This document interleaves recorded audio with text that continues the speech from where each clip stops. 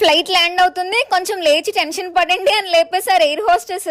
ఈ బుడ్డోడైతే ఫ్లైట్ ఎక్కిన కానించి దిగే వరకు మిక్కీ మౌస్ ని పరిగెట్టించి 10 సార్లు చంపేశాడు.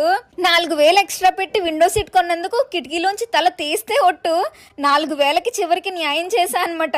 అసలు మేఘాల్లో లేవు, దూది పరుపులా ఉన్నాయి. అలా మేఘాల మధ్యలోంచి ఖత్తర్ సూర్యుని దర్శనం అయిపోయిందనమాట.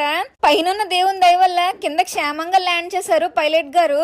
వీడు మళ్ళీ యాంగ్రీ బర్డ్స్ మొదలెట్టాడు. మళ్ళీ అమెరికా వెళ్లి రమ్మని వచ్చేస్తాడు, టీవీ ఇవ్వాలి కానీ వాడికి.